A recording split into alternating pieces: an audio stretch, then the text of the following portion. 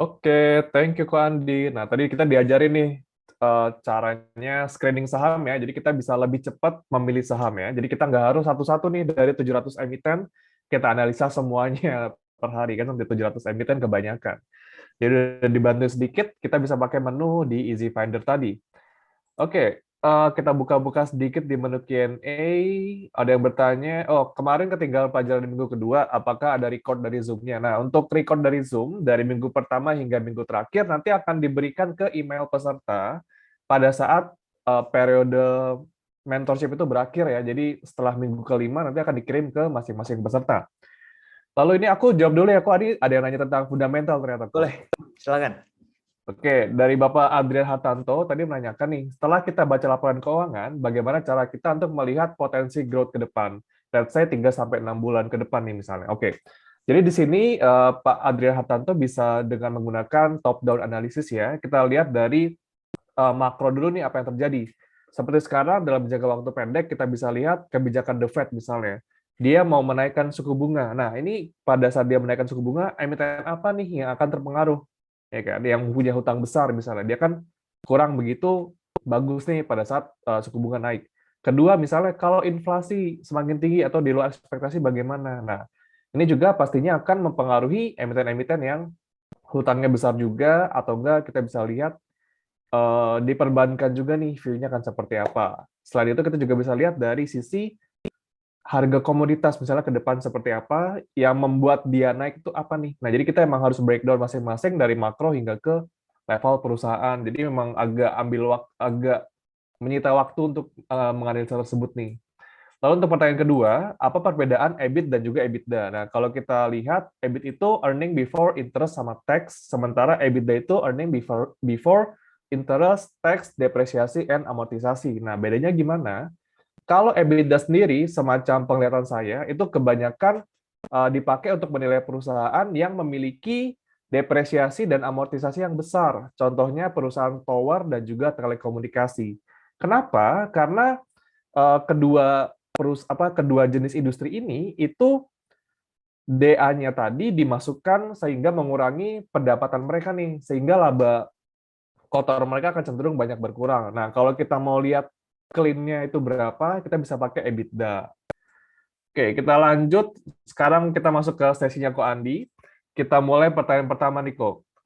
Nah, dari Bapak Mustafa Pulungan, nah ini ingin meminta pendapat Ko Andi nih.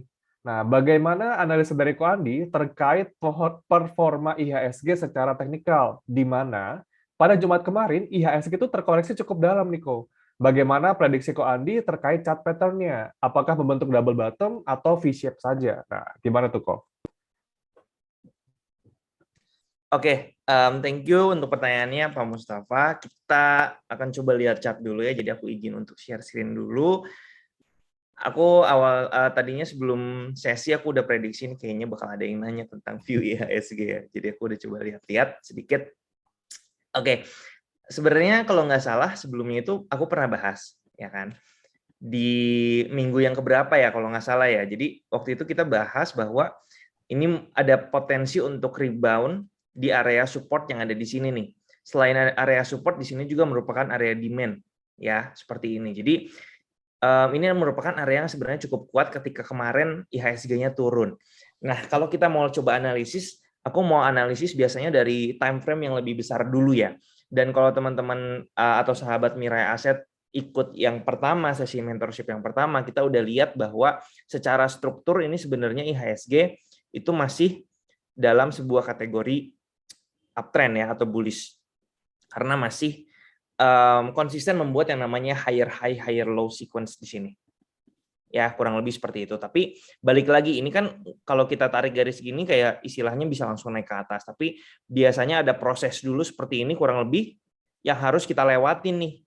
Ya, biasanya. Nah, ini kalau kita lihat di tahun 2021, awal 2021 itu sampai September, ini memakan waktu kurang lebih sekitar hampir lebih dari setengah tahun kali ya, 10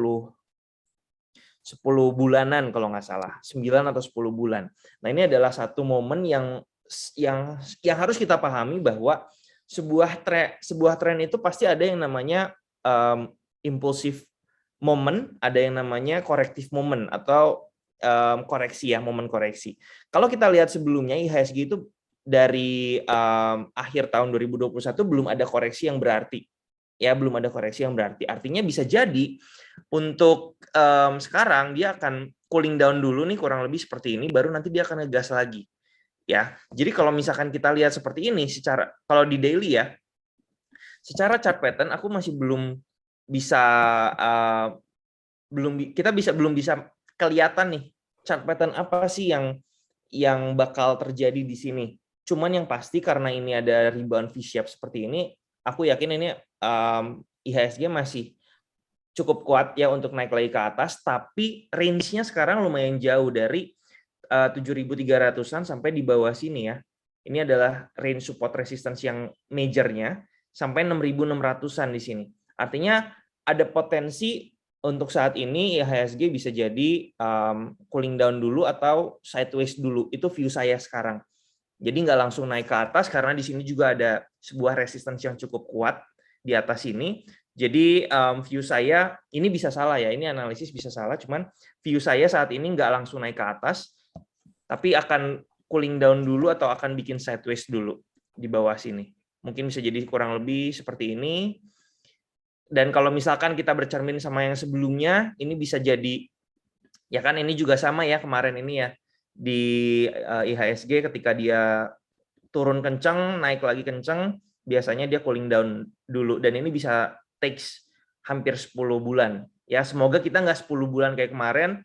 Mungkin view saya nanti di Q4 atau di akhir tahun juga dia udah mulai akan bullish lagi. Cuman sekarang kalau cooling down, I think it's a very normal pergerakan daripada IHSG sih, kayak gitu. Oke, berarti waktunya kita sell on strength sama menyiapkan amunisi berarti nih kok.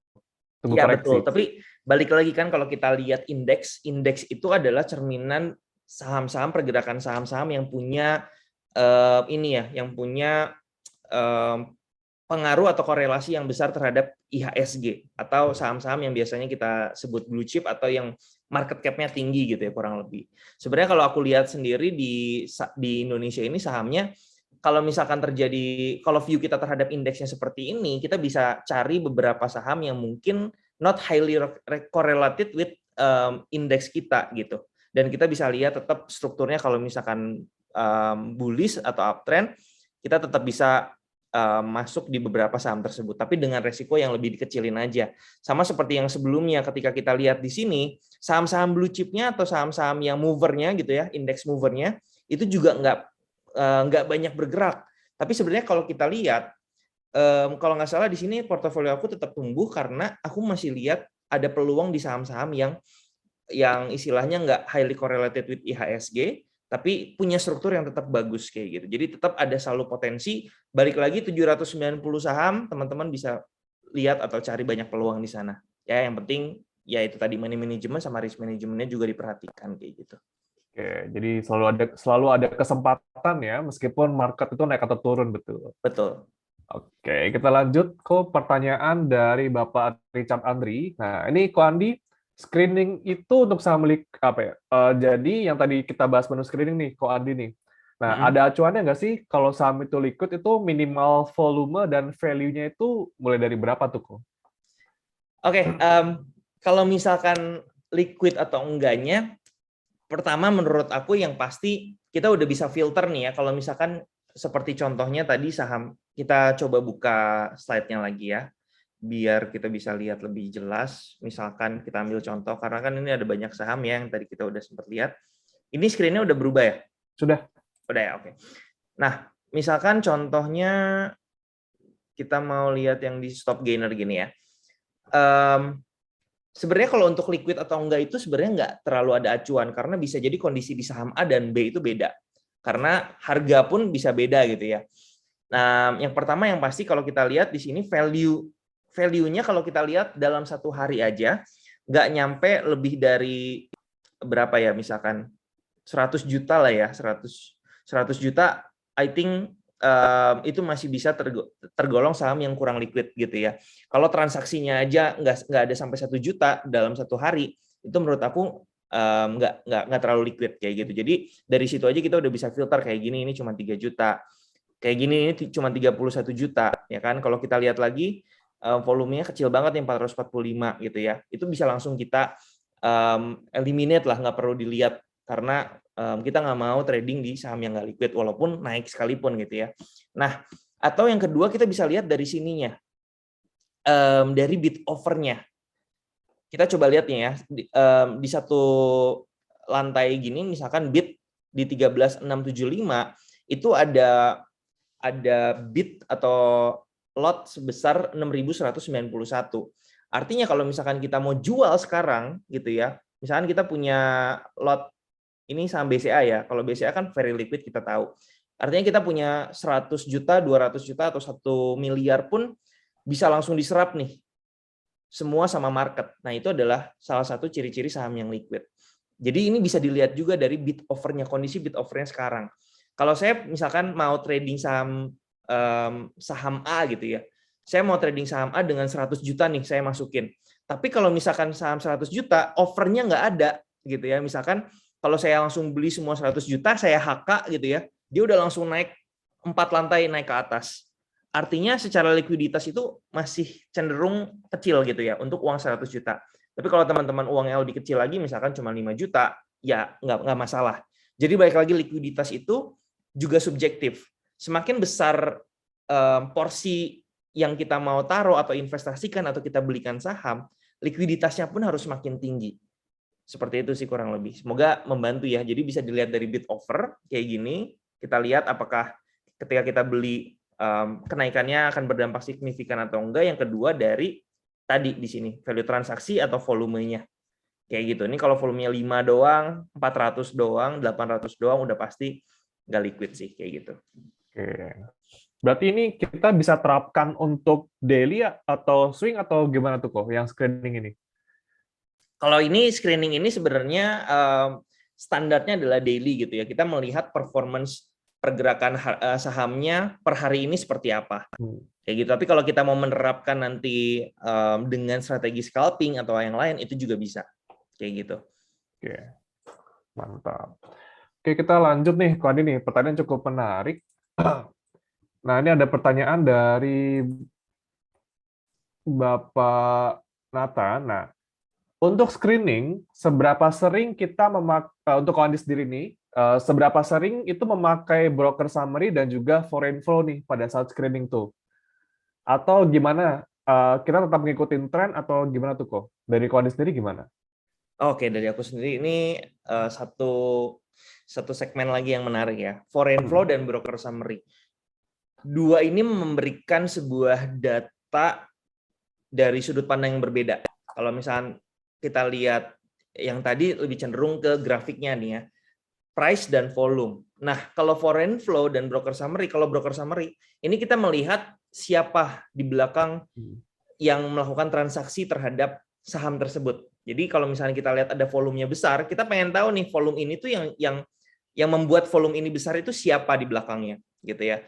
Nah, itu menurut saya adalah screening yang kesekian lah. Jadi urutannya nggak di paling depan. Jadi kalau misalkan kita udah lihat saham ini menarik secara teknikal, price dan volumenya oke gitu ya, sesuai dengan kategori yang tadi. Tapi kalau kita mau yakin lagi, mau lebih yakin lagi, mau lihat volumenya udah besar nih, price-nya juga udah besar. Kita pengen tahu nih di volume ini siapa sih yang melakukan pembelian misalkan kayak gitu. Jadi kita bisa langsung screening lagi ke tahap yang berikutnya untuk lebih meyakinkan kita lagi sebenarnya seperti itu.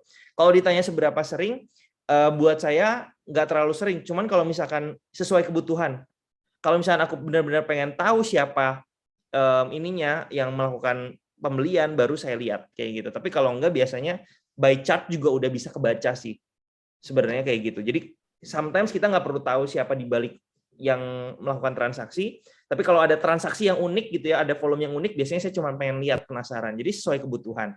Yang kedua, kalau tentang foreign flow ini kan berarti adalah flow asing ya, atau broker-broker asing yang biasanya melakukan pembelian atau penjualan. Nah, kalau foreign flow ini sendiri, aku melihat lebih ke saham-saham yang punya partisipasi asing yang besar gitu. Kalau untuk saham-saham yang nggak punya partisipasi asing yang besar terhadap sebuah saham, nggak akan terlalu correlated dengan pergerakannya.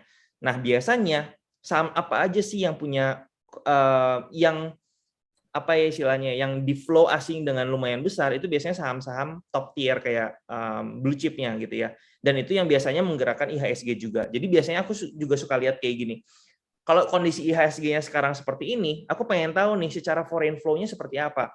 Karena nggak bisa dipungkiri bahwa pengaruh foreign flow terhadap indeks itu juga lumayan tinggi korelasinya. Kayak gitu. Jadi kalau misalkan ada saham-saham yang partisipasinya besar terhadap foreign flow, itu biasanya aku juga coba lihat kayak gitu. Tapi kalau enggak, jangan, karena nanti jadi bias. Partisipasi asingnya misalkan cuma 5% gitu ya di saham. Jadi tiap hari cuma transaksinya 5% dari total transaksi aja atau total value, tapi kita mengedepankan itu sebagai salah satu indikator. Jadi enggak match gitu.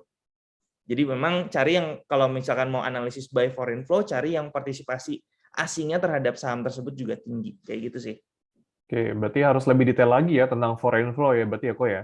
Betul, kalau itu udah ibaratnya kita benar-benar udah confirm nih saham ini bagus secara price dan volume, baru kita pengen breakdown lagi nih ke dalam secara kondisi foreign flow-nya seperti apa, broker summary-nya seperti apa, di breakdown lagi. Itu lebih ke tahap-tahap selanjutnya. Kayak gitu. Siap. Oke, pertanyaan berikutnya nih Ko Andi dari Bapak Kamaludin. Oke. Ko Andi, jika satu saham tiba-tiba ada volume yang naik dalam satu hari, sedangkan sebelumnya volumenya itu kecil atau cuma medium lah. Nah, kita perlu berapa hari untuk mengkonfirmasi bahwa kenaikan volume ini valid nih, Ko? Gimana? Sebenarnya udah langsung kelihatan di hari itu juga sih, karena kan itu data yang dirangkum berdasarkan apa yang terjadi, apa yang sudah terjadi. Ya, tapi kita tetap following days-nya juga kita akan tetap perhatikan lagi. Apakah ada tiba-tiba perubahan volume lagi yang signifikan, karena bisa aja tiba-tiba hari ini besar, kemudian harganya naik, kemudian besoknya juga bisa besar, kemudian turun lagi. Jadi menurut aku itu adalah cerminan data yang terjadi di hari ini. Jadi kalau misalkan kita memang rely on data hari ini, ya kita bisa gunakan itu. Tapi kalau misalnya kita tetap perlu data beberapa hari berikutnya, artinya kita lebih nunggu aja gitu ya data-data berikutnya. Kalau valid atau enggaknya udah pasti valid hari itu, volume segitu berarti udah pasti itu terjadi gitu istilahnya. Ini bukan indikator yang by rumus gitu ya. Volume itu adalah indikator yang memang langsung transparan secara apa yang terjadi di hari itu. Sebenarnya seperti itu sih. Oke. Lalu pertanyaan berikutnya nih, Ko Andi, dari Bapak Muhammad Aska. Ini menanyakan seputar corporate action nih. Nah, kan ada emiten yang pada saat dia membagikan dividen, terutama pada saat ex-date itu, dia tiba-tiba ARB beberapa hari dan volumenya juga gede tuh, Ko Andi. Nah, bagaimana menyikapi itu dan gimana cara kita bisa nemuin titik yang tepat untuk membeli saham tersebut dan mengetahui tekanan jualnya udah rendah atau gimana tuh, Ko? Menarik. Kita bahas satu saham kali ya, karena mungkin refer to satu saham juga yang bisa kita jadiin contoh kali ya. Kemarin kan kalau kita nggak salah saham PTBA ini membagikan dividen yang sangat-sangat besar ya, hampir 100% keuntungannya dibagikan.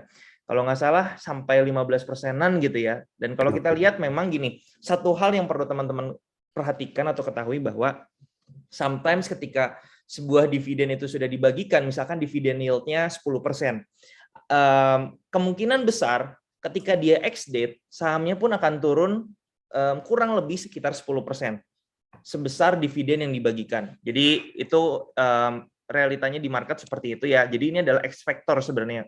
Penurunan ini didasari oleh sentimen pembagian dividen yang kemarin, gitu. Kalau kita lihat ini penurunannya dari atas, itu udah sekitar 14%, kemudian kemarin turun lagi di 15%-an. Jadi kurang lebih, jadi kita udah tahu nih kalau kita udah punya saham tersebut dan kita siap menerima dividennya, kita juga harus siap ketika sahamnya ketika ex-date turun sebesar dividennya. Nah, pertanyaannya kan tadi, kapan kita bisa tahu momentum yang oke, kalau misalkan dia udah mulai balik lagi, baru kita bisa collect lagi mungkin ya, kayak gitu. Nah, yang pertama yang pasti, aku juga sebenarnya udah bahas, dividen itu juga menarik untuk saham-saham yang memang lagi uptrend gitu ya. Jadi sangat jarang sekali sebuah saham itu trennya tiba-tiba patah hanya karena dia bagi-bagi dividen, biasanya jarang. Jadi walaupun dia hanya penurunan biasa, ini bukan berarti trennya udah patah gitu. Kalau kita lihat analisis lagi secara tren, PTBA ini masih uptrend gitu ya. Di sini kalau kita lihat juga masih uptrend. Kurang lebih kayak gitu kan. Nah, kalau kasusnya seperti ini, penurunannya udah reda, balik lagi, ini udah terjadi keseimbangan belum antara bid dan volume. Bid dan offer. Kalau udah terjadi keseimbangan, artinya marketnya udah mulai reda lagi dari jualan, kemudian bisa mengikuti lagi struktur yang sebelumnya. Tinggal kita lihat aja nih secara strukturnya gimana sekarang. Kan kalau misalkan kita perhatikan struktur dari PTBA, kita tarik gini, membuat higher low lagi, higher low di sini, kemudian higher high lagi di sini. Ya kan, higher high lagi di sini. Kita bisa cari area support resistance-nya, ya. Di sini juga merupakan area resistance, dia bisa jadi support di sini. Nah, di sini juga ada support minor, di sini ada support minor ya. Ini support minor banget. Kemudian di sini juga ada area support. Nah, jadi ya paling di area sini kita bisa melihat kalau ada nanti sebuah pola reversal, misalkan head and shoulder di sini, artinya dia sahamnya udah siap untuk uptrend lagi. Kayak gitu. Jadi balik lagi kalau secara technical, dia kan akan mengejar area psikologi yang menurut market itu disetujui bahwa area ini aman untuk masuk atau area ini oke untuk dibeli. Dan di area tersebut akan terjadi pembelian yang besar gitu oleh beberapa pihak, sehingga itu akan mengkonfirmasi area bottom atau supportnya. Seperti itu sih kurang lebih. Oke. Berarti tetap harus narik garis untuk menentukan support berarti ya, dan volume yang mendukung untuk rebound berarti ya. Katanya Betul, betul. Oke. Untuk pertanyaan berikutnya nih, Ko Andi nih.